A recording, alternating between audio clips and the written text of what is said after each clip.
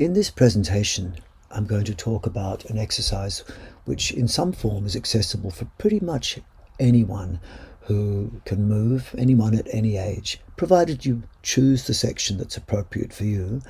This, what I'll call joint synergy, can give benefits on a physical, physiological and mental level to pretty much everyone. And one of the most important things it has to offer is it allows people to move in a way which builds up energy and improves blood flow, but also allows you to enter a meditative state by doing something which is sustainable, engaging, calming, pretty effortless and invigorating in that it moves blood.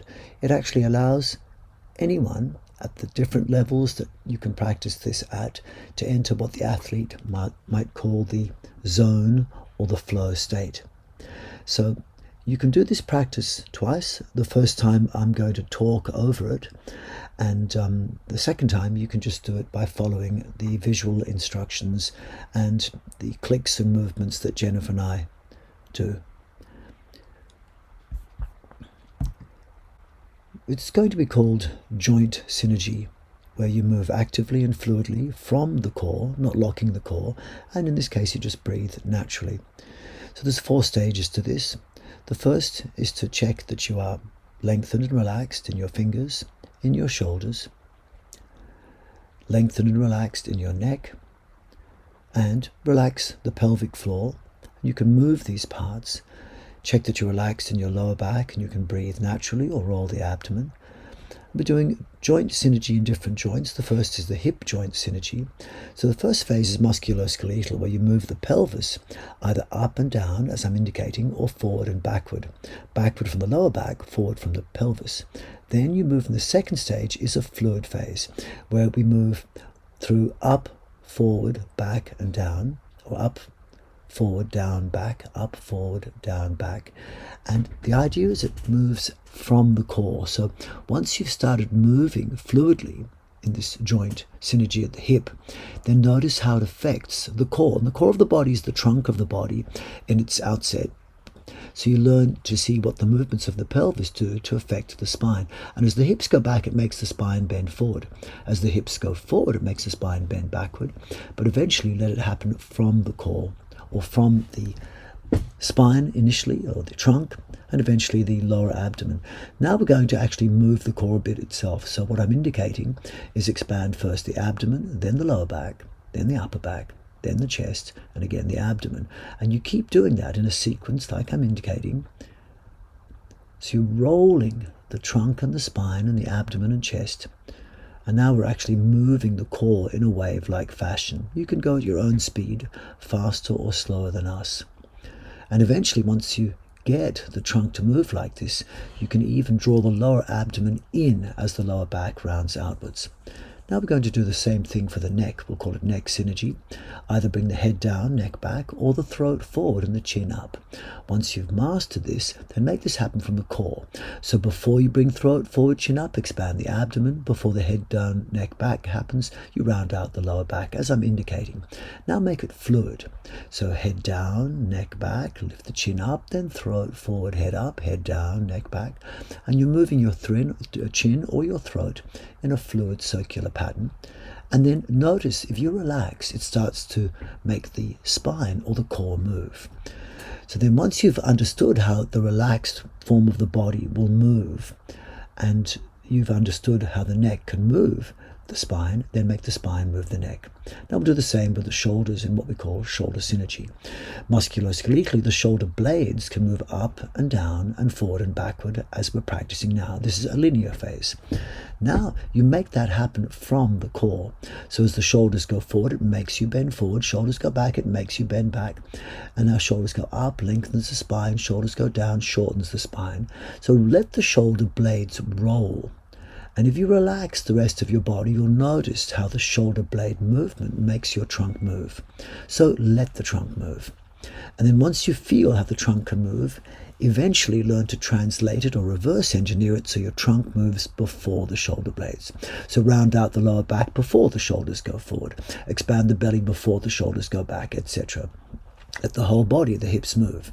Eventually, as you'll notice on us, even the lower abdomen starts to move in before the lower back goes backwards. This we'll call arm synergy now. For the arm synergy, you move the arms forward and backward in one musculoskeletal plane. Then move the arms outwards and inwards, abduction and adduction, a second plane. Then practice turning the shoulders in and out. So there's 3 ways the arms can move. Here we go, in and out. And now combine them in a fluid way. So when we combine them in a fluid way, they make the shape of a figure 8 if you were drawing an imaginary line with the hands against the floor, a little infinity sign with both arms. So the shoulders go back and out, then turn out and come forward and out, turn in, go backward and away from the body, turn outward and come toward the center, and you're moving in the shape of a figure 8. If you could project your hands or my hands against the floor, I'm drawing 2 figure 8s on either side of my trunk. As I do it a few more times and relax my trunk, I notice the trunk actually wants to move with my arms or as a result of my arms, and then internally I reverse engineer it so that although making my arms go forward makes me bend backward in my spine, I actually bend backward in my spine before I bring my arms forward, reverse engineering it. I'll do the same now with what we call the elbow synergy joint movements. The elbows can do 2 main movements. They can bend and straighten, or bring palm up and palm down, pronation and supination. This is a linear phase. Now we'll make a fluid phase by bringing palm up to bend the elbow, palm down to straighten the elbow. And as soon as you start doing this fluid phase, you can almost feel energy coming out of your hands. This could be done the other way as well, but I'm keeping it simple in this video. You'll feel almost like you're pushing energy out of your hands as you do this. As you start doing it, relax a bit more, enter the next stage where you feel the trunk start to move. So as the body relaxes and your arms go up and down like this, you'll feel the body wants to bend forward when the hands go forward. The body wants to bend backwards when the hands come up. And so now reverse engineer it and make the body bend forward before bringing the hands down. Make the body bend backward before bringing the hands up. So you move actively from the core. Now do the same with the wrists. First, see how the wrists can extend and flex, and then abduct and adduct, moving away from your body and toward the body like I'm doing now, like Jennifer's following me now. You can see 2 angles by following Jennifer from one angle, me from the other. Now make a fluid pattern.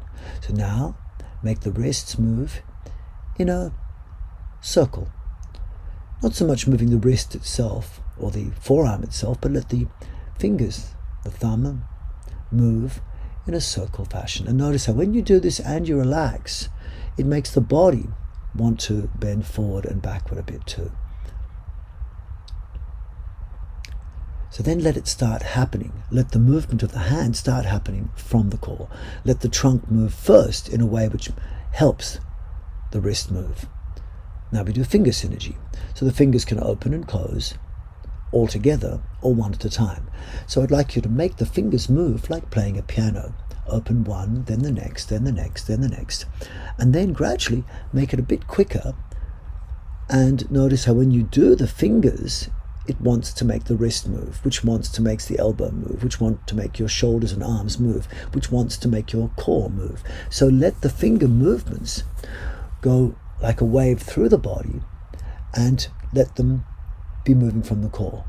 Now, see if you can actually add each of the movements we've done already. Some of you won't be able to do this, but if you can, add first from the finger movements coming from the core, add the wrist movements from the core, then add the elbows moving from the core. Now I'm pointing to the upper arm, so let the upper arm do its figure 8 from the core, and then let the shoulder blades begin to move also. So now you can see me indicate my shoulder blades, and I'm letting the shoulders go in a circle around the body. And so you're letting this happen all from the core. So now I'm adding the trunk. You can see my trunk is also going up and down in harmony with the shoulder blades, in harmony with the arms, the elbows, the wrists, and the fingers. Now I'm adding my hips. So you see the hips are moving more. And also I can work with my knees, my ankles as well. So you're moving all the joints in harmony. Now I'm adding on my neck, but be careful adding the neck because it's difficult to follow and it's possible to get dizzy if you add the neck, so that's more optional. The movements can be kept very, very simple and minor. You could even do this sitting on a chair.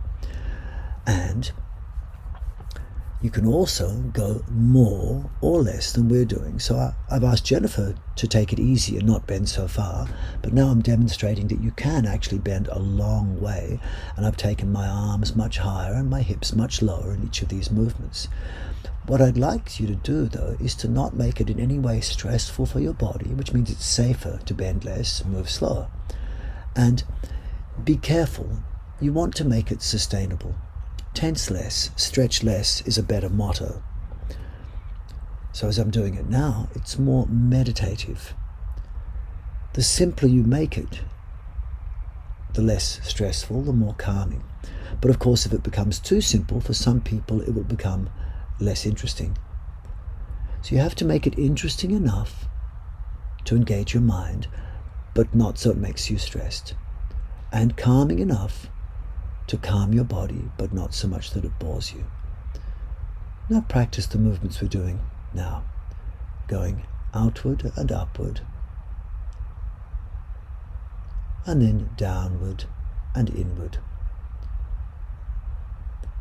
And as you do this, see if you can feel energy between the hands. As the fingers go forward, move the fingers. As the arms go outward, let the shoulders roll a bit. As the hands go down, let the neck be free. When the hands come inwards, relax the face, the pelvic floor and the abdomen. And then see if, as a result of what we've done, you can feel almost like a magnetic energy between the hands. And if you feel this, then the practice has become reasonably successful. Eventually, you can feel very meditative and very energized from doing these practices in either the very simple form or the very complex form. It's nice at the end of the practice to stand or sit in a meditative stationary position. More difficult is like Jennifer is doing, with the arms high and the knees more bent, or simpler like me with the hands low and the knees less bent. I'm indicating for you to close your eyes and relax your face, neck, throat, abdomen, pelvic floor, and be still, calm and quiet in body, breath and mind for as long as you like.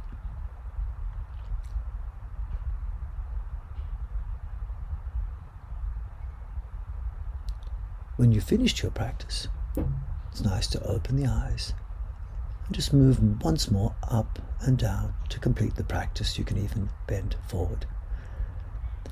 These wave-like spinal movements can also give you lots of energy, but they can be used in other things. So in this short clip now, you see me doing very similar movements, but going up and down a little bit further. And the idea is that although you can actually move your arms and legs, what you're really trying to control is the core. And contrary to popular belief, it's not a good idea to lock your core, but rather to be able to move from your core, breathe from your core, because the core between the navel and the pelvic floor, between the top of the hips and the tailbone, is your energy center.